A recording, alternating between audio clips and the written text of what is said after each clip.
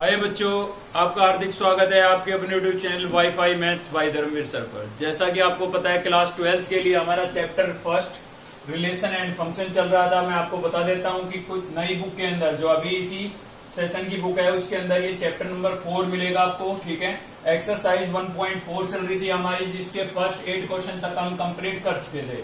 अगर इससे पहले की वीडियो आपने नहीं देखी है तो उसका लिंक आपको इस वीडियो के डिस्क्रिप्शन में मिल जाएगा, आप जाकर के देख सकते हैं। तो क्वेश्चन नंबर 9 से देख रहे हैं। क्वेश्चन नंबर 9 का मैंने थर्ड पार्ट लिया है यहाँ पर। ठीक है, जैसे मैं थर्ड पार्ट को कराता हूँ सेम वैसे इसके बाकी के पार्ट आपको करने हैं। ठीक है, तो चलिए स्टेटमेंट को पढ़ लेते हैं। क्या बोल रहा है? Let f R to R, मतलब real number to real number है आपका एफ फंक्शन। तो रियल नंबर ये आर दिया हुआ है भाई, कैसा सेट है? इनफाइनाइट सेट है, क्योंकि जिस सेट के एलिमेंट हम काउंट कर सकते हैं वो फाइनाइट होता है, जिसके काउंट नहीं कर सकते वो इनफाइनाइट। ठीक है ना, तो आर लिख दिया है तो इसका मतलब सभी रियल नंबर। अब रियल नंबर तो बहुत सारे होते हैं, काउंट थोड़ी ना कर सकते हैं। तो कैसा सेट है? इनफाइनाइट सेट है। ऐसे जी भी कैसा है? इनफाइनाइट सेट है। तो इनफाइनाइट सेट के लिए दो फंक्शनों का कंपोजिशन हमने कल भी पढ़ लिया था, मतलब पिछली वीडियो में भी पढ़ लिया था। ठीक है ना, सेम उसी प्रकार से आपको करना है। तो क्या फाइंड करना है? यहाँ पर एफओजी फाइंड करना है और जीओएफ फाइंड करना है। ठीक है, तो चलिए करते हैं सोल्व इसको। एफ एक्स आपको गिवन है रूट एक्स और जी एक्स क्या गिवन है? Mod of x. तो सबसे पहले मैं निकाल रहा हूं यहां पर एफ ओ जी, इंटू में क्या लिखूंगा? एक्स। एक्स क्यों लिखा भाई? क्योंकि वेरिएबल हमारा एक्स है। ठीक है, अब कैसे लिखते थे इसको हम? एफ आपका एच डी रहेगा और रिमूव हो जाएगा, जी के साथ क्या लिख देंगे? एक्स लिख देंगे। ठीक है, जी के साथ एक्स लिख देंगे तो क्या बन गया आपका? ये जी एक्स बन गया भाई। तो जी एक्स की वैल्यू क्या थी हमारे पास? जी एक्स की वैल्यू थी मोड ऑफ एक्स। ठीक है, जी एक्स की वैल्यू क्या थी भाई? Mode of x. तो मैंने यहां पर लिख दिया है जी एक्स को किससे रिप्लेस कर दिया है? मोड ऑफ एक्स से रिप्लेस कर दिया है। ठीक है, अब इसका मतलब क्या है? देखिए, अगर मैं आपको ये बोलता हूं कि F2 निकालिए आप F2, तो आप क्या करेंगे? F फंक्शन में x को किससे रिप्लेस कर देंगे? 2 से। तो सेम बात है यहाँ पर मैं बोल रहा हूँ कि f ऑफ मोड x निकालिए, तो आप f फंक्शन में x को मोड x से रिप्लेस कर देंगे। ठीक है, तो f फंक्शन आपका ये है, इसमें x को किससे रिप्लेस कर देंगे? मोड x से। मतलब x की जगह क्या लिख देंगे? मोड ऑफ x लिख देंगे। इस x की जगह हमने क्या लिख दिया? Mode of x। ठीक है, तो ये आपका क्या हो गया? आंसर हो गया किसका? एफ ओ जी के लिए। सेम इसी प्रकार से हमें निकालना है जीओएफ, इंटू में लिखेंगे x, तो ये बन जाएगा आपका g इंटू एफ एक्स। ठीक है भाई, g इंटू एफ एक्स। ठीक है, इसके साथ x आ गया और रिमूव हो गया। तो यहाँ पर आपका जो एफ एक्स है वो आपको क्या गिवन है भाई? एफ एक्स, हमें एफ एक्स की वैल्यू रिप्लेस कर रहे हैं। एफ एक्स हमें गिवन है mod of root of x. तो एफ एक्स की वैल्यू मैंने यहाँ पर रूट ऑफ एक्स लिख दी है। अब इसका मतलब क्या है कि जी फंक्शन में एक्स को इससे रिप्लेस करना है। जी फंक्शन में जहां भी एक्स है वहां पर आपको क्या लिखना है? रूट एक्स लिखना है। तो भाई जी फंक्शन आपके पास ये है। ठीक है, तो इसमें जब आप लिखेंगे एक्स को रिप्लेस कर देंगे किससे? मोड ऑफ एक्स से। जी फंक्शन में एक्स को मोड ऑफ एक्स से रिप्लेस कर देंगे तो क्या बन जाएगा आपका? ये square root of x, sorry root of x से रिप्लेस कर देंगे। तो यहाँ पर इस एक्स को मैंने किससे रिप्लेस कर दिया है? रूट एक्स से। ठीक है, मोड लगा हुआ था, मोड लग गया है हमारा। तो ये आपका क्या हो गया है? एफ जी ओ एफ हो गया है। ठीक है, चलिए देखते हैं नेक्स्ट क्वेश्चन। इजी था, समझ में आया होगा जरूर। तो नेक्स्ट है हमारा भाई क्वेश्चन नंबर 10। इंपोर्टेंट क्वेश्चन है, पूछा जा चुका है एग्जाम में कई बार। ठीक है ना, नोट करें आप। तो क्या है? स्टेटमेंट पढ़ लेते हैं। क्या बोल रहा है यहाँ पर? If F be the greatest integer function. F कैसा फंक्शन है? ग्रेटेस्ट इंटीजर फंक्शन है भाई। ठीक है, तो आपको याद होना चाहिए कि ग्रेटेस्ट इंटीजर फंक्शन को कैसे लिखा जाता है। साथ ही बोल रहा है G be the modulus function. देखिए, मॉडुलस की बजाय यहाँ पर एब्सोल्यूट वैल्यू फंक्शन भी हो सकता था। ठीक है ना, मॉडुलस फंक्शन बोला जाए या एब्सोल्यूट वैल्यू फंक्शन बोला जाए, एक ही चीज होती है। ठीक है, तो ये भी आपको पता होना चाहिए कि जी फंक्शन को मतलब मॉडुलस फंक्शन को कैसे लिखा जाता है। Then find the value of, तो आपको इसकी वैल्यू फाइंड करनी है। ठीक है, तो चलिए देखते हैं सॉल्यूशन। सबसे पहले हम लिख लेते हैं ग्रेटेस्ट फंक्शन। तो f कैसा फंक्शन बताया गया? हमें ग्रेटेस्ट इंटीजर फंक्शन बताया गया है। ठीक है भाई, तो मैंने लिख दिया यहाँ पर f x equals to greatest function को कैसे लिखा जाता है? ऐसे लिखा जाता है भाई। ठीक है, स्क्वायर ब्रैकेट का यूज करके। ये कैसा फंक्शन है आपका? Greatest integer function. तो कभी भी ग्रेटेस्ट इंटीजर फंक्शन के लिए बोला जाए तो आपको सेम ऐसे लिखना है, स्क्वायर ब्रैकेट का यूज करके लिखना है। ठीक है, वेरिएबल आप कुछ भी ले सकते हैं, कोई फर्क नहीं पड़ता है। हमने एक्स लिया है। ठीक है भाई, क्योंकि यहाँ पर डिफाइन तो कर नहीं रखा था कि किसकी टर्म में है, तो हमने एक्स ले लिया अपनी तरफ से। ठीक है, आप कोई और भी अल्फाबेट ले सकते हैं, कोई दिक्कत नहीं है।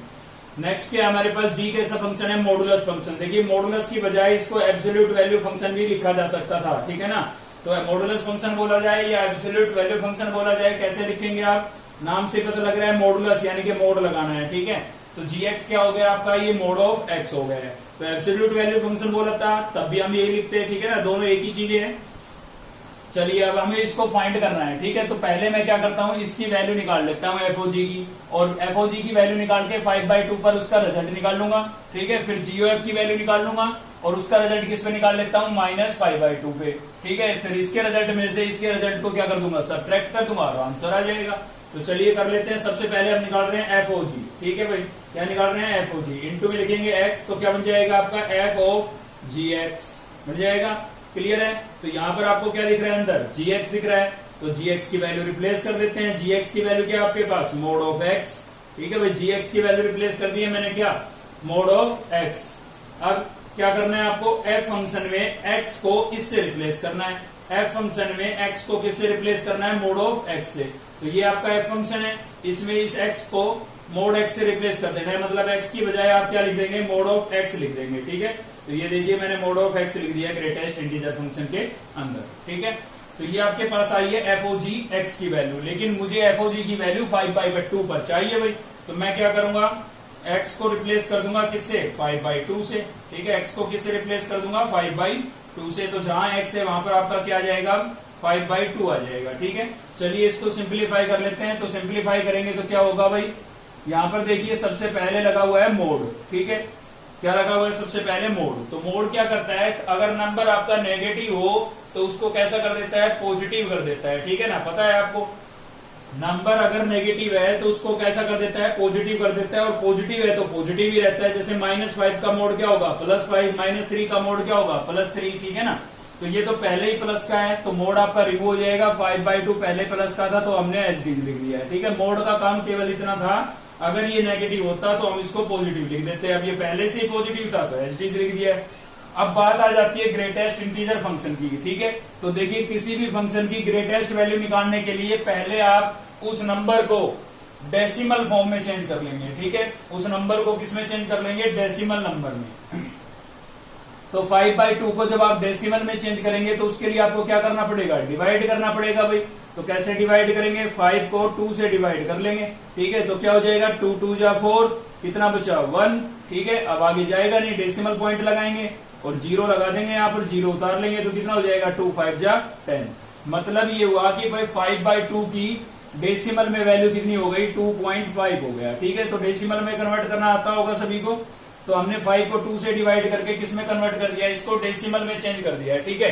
अब बात ये आती है कि ग्रेटेस्ट वैल्यू कैसे लिखी जाती है। देखिए नंबर लाइन पर समझाता हूं मैं आपको।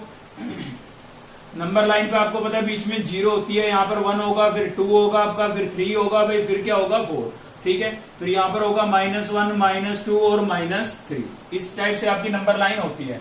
तो आप इस नंबर को अपनी नंबर लाइन पर सर्च करें कि ये कहां पर है। देखिए 2.5 है, तो भाई 2.5 है तो कहां पर होगा, 2 और 3 के बीच में होगा, क्योंकि ये प्लस का है, ठीक है ना।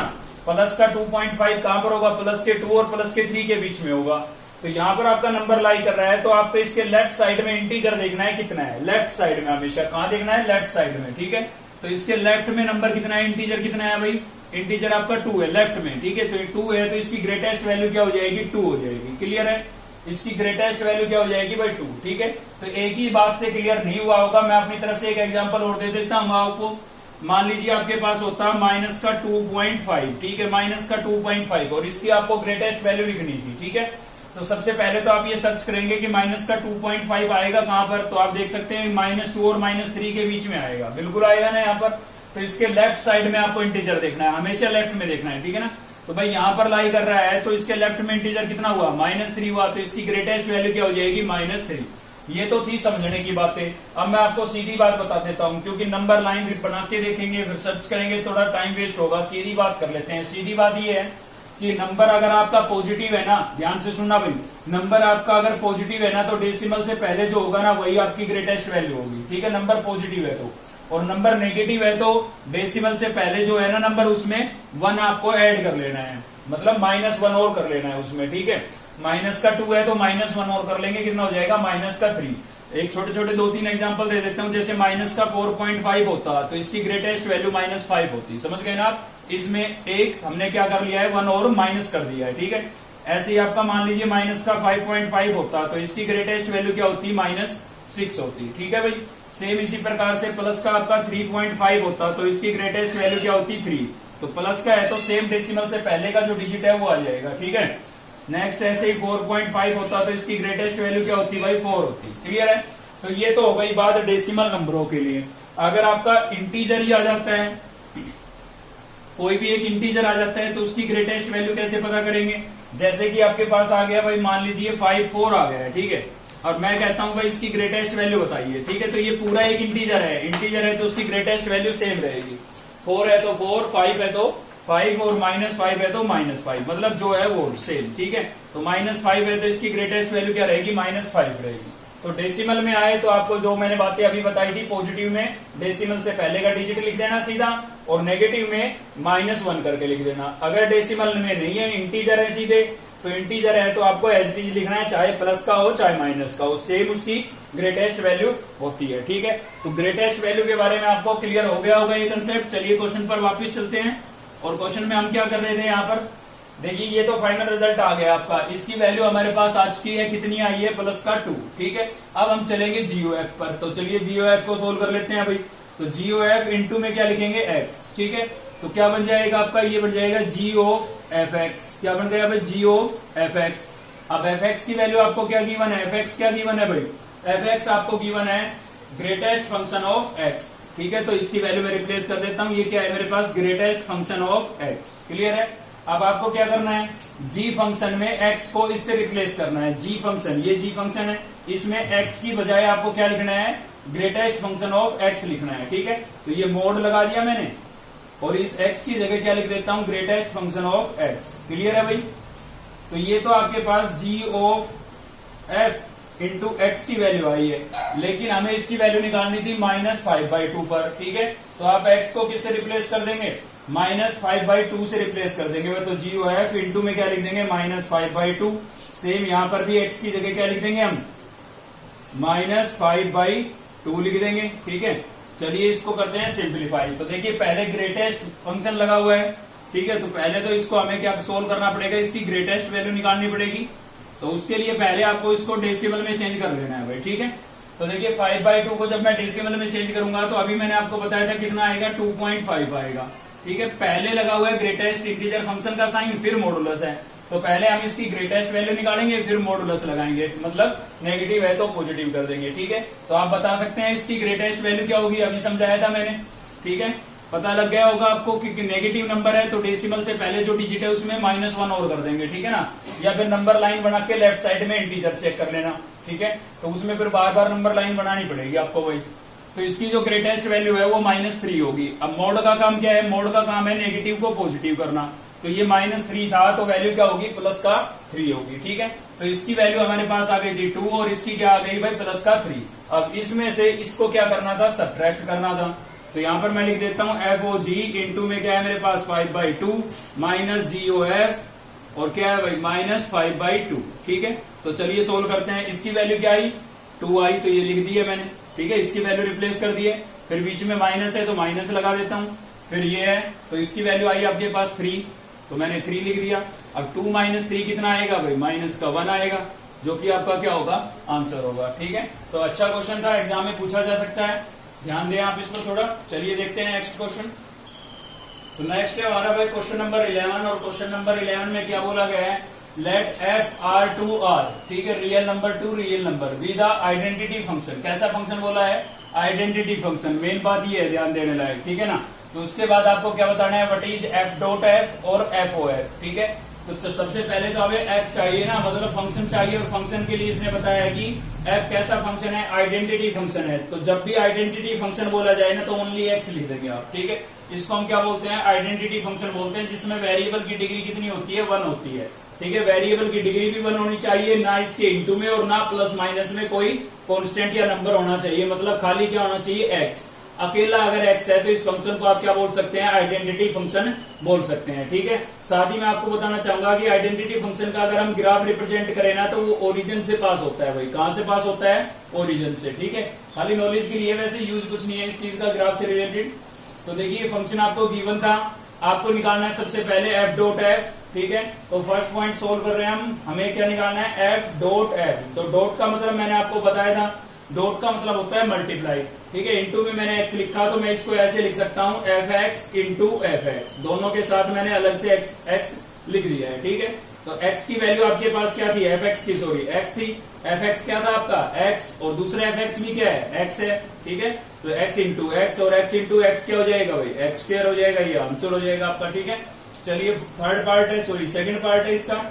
सेकंड पार्ट में आपको निकालना है एफ ओ एफ, क्या निकालना है एफ ओ एफ, तो इंटू में लिखेंगे आप x, ये क्या हो जाएगा एफ ऑफ एफ एक्स, ठीक है। नई बात नहीं है, बता रखा है, इसके साथ तो ये x लग गया आपका और रिमूव हो गया है, क्लियर है भाई। थोड़ा सा कंफ्यूजन होता है इसलिए ध्यान से समझा करो चीजों को। देखिए क्या दिखा, एफ एक्स दिखा, तो एफ एक्स की वैल्यू रख दीजिए, एफ एक्स की वैल्यू क्या है x, तो इस एफ एक्स की जगह मैंने क्या लिख दिया x, क्या बना एफ एक्स, तो एफ एक्स का रिजल्ट क्या है, एफ एक्स बनाना, एफ एक्स का रिजल्ट क्या है x, तो एफ एक्स का रिजल्ट मेरे पास x है, ठीक है। तो x आएगा, ये आपका क्या हो गया भाई, आंसर हो गया। चलिए देखते हैं नेक्स्ट क्वेश्चन। तो देखते हुए नेक्स्ट है हमारा क्वेश्चन नंबर 13, और बता देता हूँ ये सीबीएसई के अंदर पूछा गया हुआ क्वेश्चन है पहले, ठीक है। तो चलिए देख लेते हैं क्या बोला है भाई, if the function f R to R is given by f x equals to x plus 3/2 and R to R is given by g x equals to 2x minus 3, find f o g और g o f, ठीक है। आपको FOG find करना है, जीओएफ find करना है, और ये एक नई चीज है, आपको प्रूव करना है कि f का जो इनवर्स है वो किसके इक्विवेलेंट होगा, g के इक्विवेलेंट होगा, ठीक है। तो चलिए पहले तो एफओजी निकाल लेते हैं, फिर जीओएफ निकालते हैं और फिर प्रूव करते हैं इनवर्स को g के इक्विवेलेंट, ठीक है। तो फर्स्ट पार्ट क्या है आपका, फर्स्ट पार्ट है आपको निकालना है एफओजी, इनटू में क्या लिखेंगे भाई x, तो बन जाएगा f ऑफ जी एक्स, ठीक है। क्या बन गया f ऑफ जी एक्स। अब gx की वैल्यू रिप्लेस कर दीजिए, तो gx की वैल्यू आपके पास क्या है 2x माइनस 3, ठीक है। इस gx की वैल्यू क्या थी 2x माइनस 3, तो इसकी जगह मैंने लिख दिया 2x माइनस 3। अब आपको क्या करना है, f फंक्शन में x को इससे रिप्लेस करना है, तो f फंक्शन आपको वहां पर दिखाई दे रहा होगा, x को इससे रिप्लेस कर दो, मतलब जहां पर x लिखा हुआ है ना वहां पर आप लिख देंगे 2x माइनस 3, लिख दिया मैंने। प्लस में उसमें क्या है 3 और अपॉन में कितना है 2, ठीक है। x की जगह ये लिखा है, बाकी सेम है। तो आप देख सकते हैं 3 से 3 क्या हो गया कैंसिल, तो बचता है यहाँ पर 2x और अपॉन में क्या बचा 2, 2 से 2 क्या हो गया भाई कैंसिल, तो क्या बचा x, और ये आपका आंसर आ गया किसके लिए, एफओजी के लिए, ठीक है। चलिए सेकंड पार्ट करते हैं। तो सेकंड पार्ट में क्या है हमारे पास, सेकंड में है जीओएफ, इनटू में लिखेंगे x, तो ये बन जाएगा आपका g इंटू एफ एक्स, ठीक है भाई। तो यहाँ पर आप एफ एक्स की वैल्यू रिप्लेस कर देंगे, तो आपका g सेम है, एफ एक्स की वैल्यू रिप्लेस कर देते हैं, तो एफ एक्स है हमारे पास x प्लस 3/2, क्लियर है। तो ये एफ एक्स की वैल्यू मैंने रिप्लेस कर दिया है। अब इसका मतलब क्या है, इसका मतलब ये है कि g फंक्शन में जहां भी x है, g फंक्शन में जहां भी x है वहां पर आप क्या लिख देंगे x प्लस 3/2 लिख देंगे भाई, क्या लिख देंगे x प्लस 3/2। तो चलिए ये आपका g फंक्शन है, इसमें x की जगह ये लिख देंगे आप, ठीक है। तो चलिए लिख रहे हैं हम, यहाँ पर हो जाएगा 2 हमारा, x को रिप्लेस कर देंगे x प्लस 3/2 से, और माइनस में कितना था भाई 3 था, ठीक है। तो आप देख सकते हैं 2 से 2 क्या हो गया कैंसिल, क्या बचा x प्लस 3 और माइनस 3, ठीक है। 3 से 3 क्या हो गया कैंसिल, क्या बचता है भाई x बचता है, ठीक है। चलिए दोनों पार्ट हो गए, साथ ही हमें ये भी प्रूव करके बताना है, ठीक है। चलिए बताते हैं। देखिए इससे पहले मैं आपको बता देता हूं, कभी भी जीओएफ और एफओजी और जीओएफ दोनों की वैल्यू इक्वल आ जाती है ना, तो इसका मतलब ये है कि एक फंक्शन का इनवर्स दूसरे के इक्विवेलेंट है, ठीक है। दोनों में से किसी एक फंक्शन का इनवर्स जो है वो दूसरे के इक्विवेलेंट है, दूसरे के बराबर है। तो आप देख सकते हैं एफओजी की वैल्यू x आई है, जीओएफ भी आपका क्या है x आया है, तो इसका मतलब इन दोनों में से एक का इनवर्स जो है वो किसके इक्विवेलेंट होगा, दूसरे के इक्विवेलेंट होगा, ठीक है। तो चलिए प्रूव करते हैं, मतलब निकालते हैं, f का इनवर्स निकाल लेते हैं हम। अगर f का इनवर्स g के इक्विवेलेंट आ गया, मतलब f का इनवर्स जो आएगा उसकी वैल्यू g फंक्शन के इक्विवेलेंट आ गई तो प्रूव हो जाएगा। अब बात ये आती है कि किसी भी फंक्शन का इनवर्स कैसे निकालते हैं, ठीक है। पहले मैं आपको बता देता हूं कि नेक्स्ट जो हमारी एक्सरसाइज है वो इनवर्स फंक्शन पर ही बेस्ड है, लेकिन यहाँ पर आ गया है तो चलिए समझ लेते हैं। हमें किस फंक्शन का इनवर्स निकालना है, f का, तो एफ एक्स को आप किसके इक्विवेलेंट लेट कर लेंगे भाई, y के इक्विवेलेंट लेट कर लेंगे, ठीक है। तो हमें f फंक्शन का इनवर्स निकालना था, एफ एक्स को हमने y के इक्विवेलेंट लेट कर लिया। अब आप क्या करेंगे, f को ले जाएंगे उधर, तो f हमारा उधर जाएगा, क्या हो जाएगा भाई f इनवर्स y हो जाएगा, ठीक है। कैसे हुआ समझिए, अगर कोई नंबर इधर इक्वल टू के इधर है और मल्टीप्लाई हो रहा है तो उधर जाके क्या हो जाता है डिवाइड हो जाता है, ठीक है। तो ये एफ फंक्शन है ना, ये आपका एक्स के साथ मल्टीप्लाई ही हो रहा है, उधर जाके डिवाइड होगा, लेकिन अपॉन में कभी नहीं लिखते हम फंक्शन को। तो कैसे लिख देते हैं, उसकी रेज टू पावर -1 करके लिख देते हैं, जिसको हम क्या बोलते हैं, इनवर्स। ठीक है, क्लियर हो गई बात भाई। तो ये एफ इधर आया तो रेज टू पावर -1 लिखने का मतलब है ये हो गया आपका एफ इनवर्स वाई। ठीक है, और इसको आप इक्वेशन फर्स्ट नाम दे देंगे। यहां तक क्लियर है। किसी भी फंक्शन का अगर आपको इनवर्स निकालना है तो उस फंक्शन को पहले आप वाई के इक्विवेलेंट लेट कर लेंगे, ठीक है, और एक्स की वैल्यू वहां से फाइंड कर लेंगे। तो देखिए मैंने यहाँ से एक्स की वैल्यू फाइंड कर ली। चलिए अब आगे बढ़ते हैं। तो आगे क्या करना है, अब यहाँ पर इसमें एफ एक्स की वैल्यू रिप्लेस कर देता हूं मैं। ठीक है, इसके अंदर तो एफ एक्स की वैल्यू क्या है हमारे पास भाई, एक्स प्लस 3/2 और इक्वल्स टू किसके है, ये वाई के। ठीक है, ये एफ एक्स की वैल्यू मैंने यहाँ पर रख दी है, ये वाई आपका सेम है। यहाँ से मैं एक्स को कैलकुलेट करूंगा तो ये 2 आपका जो है डिवाइड हो रहा है तो उधर जाके क्या होगा, मल्टीप्लाई हो जाएगा भाई। 2 जो है वो डिवाइड हो रहा है, उधर जाके क्या हो गया, मल्टीप्लाई हो गया वाई के साथ। प्लस का 3 है, उधर जाके क्या होगा, माइनस का 3 हो जाएगा। ठीक है, ये इक्वेशन क्या बन गई, सेकंड। तो एक बार तो मैंने एफ एक्स में से एक्स की वैल्यू निकाल ली और एक बार गिवन फंक्शन में से एक्स की वैल्यू निकाल ली है। ठीक है, इक्वेशन फर्स्ट और सेकंड आप ध्यान से देखिए, दोनों में एक साइड इक्वल है भाई, ये भी क्या है एक्स और ये भी क्या है एक्स। तो कोई भी दो इक्वेशन में अगर एक साइड इक्वल है तो दूसरी साइड भी क्या होती है, इक्वल होती है। ठीक है ना, पहले भी पढ़ी हुई चीज है। तो इसका मतलब एफ इनवर्स वाई किसके इक्विवेलेंट होगा, 2y - 3 के इक्विवेलेंट होगा। अब आप एक छोटी सी बात बताइए कि ये जो फंक्शन है ये किस में दिया हुआ है, एक्स में दिया हुआ है। अगर मैं इसका इनवर्स निकालूंगा तो भी किस में आएगा, एक्स में ही आएगा भाई, वेरिएबल थोड़ी ना चेंज हो जाएगा। ठीक है, तो ये फंक्शन आपको एक्स में गिवन है, अगर आप इसका इनवर्स निकालेंगे तो भी एक्स की फॉर्म में ही आएगा। ठीक है, तो यहाँ पर वाई आ रहा है तो इसका मतलब हमें क्या करना पड़ेगा, वाई को रिप्लेस करना पड़ेगा किससे, एक्स से। ठीक है, तो जहां भी आपको वाई नजर आ रहा है तो आप क्या रिप्लेस कर देंगे, वहां पर एक्स रिप्लेस कर देंगे। क्लियर हुई आपको बात। देखिए कोई भी फंक्शन आपको दिया हुआ है उसका आप इनवर्स निकालते हैं तो जिस वेरिएबल की टर्म में था वो, ठीक है, जो वेरिएबल उसके अंदर था उसी वेरिएबल में उसका इनवर्स होता है। ठीक है ना, तो ये इनवर्स तो आ गया था एक फंक्शन का, लेकिन वाई की टर्म में था, वाई में हो नहीं सकता, किसमें होना चाहिए, एक्स में। तो हमने वापिस वाई को किससे रिप्लेस कर दिया, एक्स से रिप्लेस कर दिया है। अब आप चेक कीजिए एफ का जो ये इनवर्स आया है ये क्या है आपके पास, 2x - 3 आया है। तो gx भी क्या था, 2x - 3 था, आ गए ना दोनों सेम। तो मैं यहाँ पर लिख सकता हूँ कि जो एफ इनवर्स है मेरा वो किसके इक्विवेलेंट होगा, g के इक्विवेलेंट होगा। ठीक है, क्लियर है। चलिए देखते हैं नेक्स्ट क्वेश्चन। देखिए भाई नेक्स्ट हमारा क्वेश्चन नंबर 15। बोला गया इसमें कि एफ फंक्शन जो है वो z to z है, मतलब इंटीजर टू इंटीजर। ठीक है, मतलब डोमेन भी इंटीजर होगी और रेंज भी इंटीजर होगी। Be defined by f x equals to x plus 1, तो जिसमें एफ एक्स की वैल्यू आपको गिवन भी है। बोला है फाइंड जी, आपको जी फंक्शन फाइंड आउट करना है जो कि इंटीजर टू इंटीजर ही होगा, मतलब डोमेन और रेंज दोनों आपकी इंटीजर होगी, such that GOF equals to I Z. ठीक है, GOF किसके इक्विवेलेंट गिवन है, आई जेड के। तो यहाँ पर आई का मतलब होगा आइडेंटिटी फंक्शन। आई का मतलब क्या होगा भाई, आइडेंटिटी फंक्शन। और पीछे अभी हमने आइडेंटिटी फंक्शन पर एक क्वेश्चन लिया था, वहां पर मैंने आपको बताया था कि जब भी आइडेंटिटी फंक्शन बोला जाए, इसलिए लिखा है यहाँ पर जेड शो कर रहा है इंटीजर को, मतलब इसकी जो आइडेंटिटी फंक्शन की वैल्यू जो आएगी वो इंटीजर की टर्म में आएगी, मतलब ये एक इंटीजर होगा। क्लियर है। तो GOF आपको गिवन है आइडेंटिटी फंक्शन, एफ एक्स आपको गिवन है, आपको निकालना है जी फंक्शन फाइंड आउट करना है। ठीक है, तो चलिए देखते हैं सॉल्यूशन। बता देता हूं क्वेश्चन में जो चीज गिवन होती है ना उसी से उसका सॉल्यूशन निकाला जाता है। ठीक है, तो हमें क्या गिवन है भाई, GOF गिवन है, और क्या गिवन है, ये हमें गिवन है आई जेड। ठीक है, क्या गिवन है, आई जेड। तो देखिए GOF इसके इंटू में मैं लिखूंगा एक्स। ठीक है, तो ये हो जाएगा आपका आई इंटू, यहाँ पर लिखूंगा एक्स और लिख देता हूँ यहाँ पर x is belongs to Z.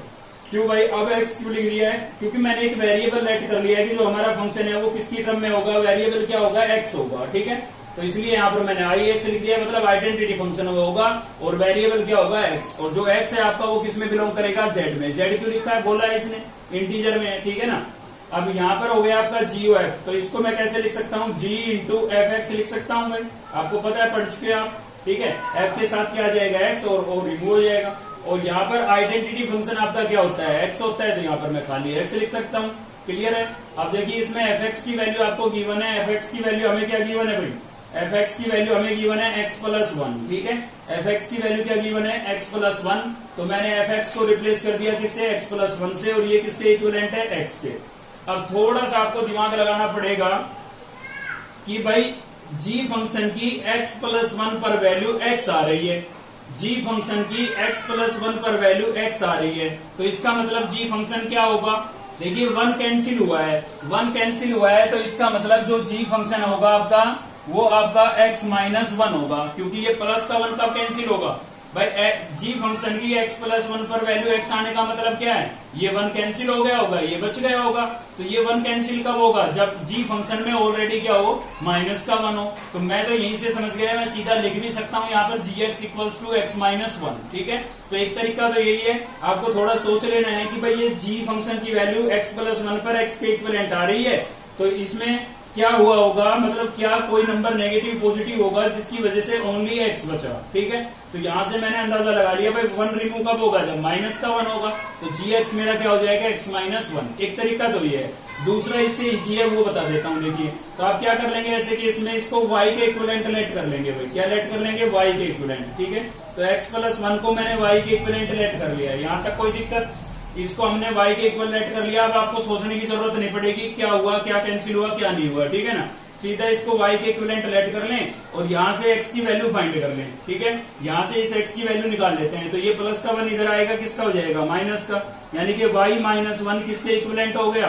x के। अब इसमें रिप्लेस कर दें, ठीक है। तो g इंटू में क्या लिखूंगा? y, क्योंकि मैंने इसको y लेट किया था, इक्वल टू में मेरे पास x था और x की वैल्यू मेरे पास क्या आई है?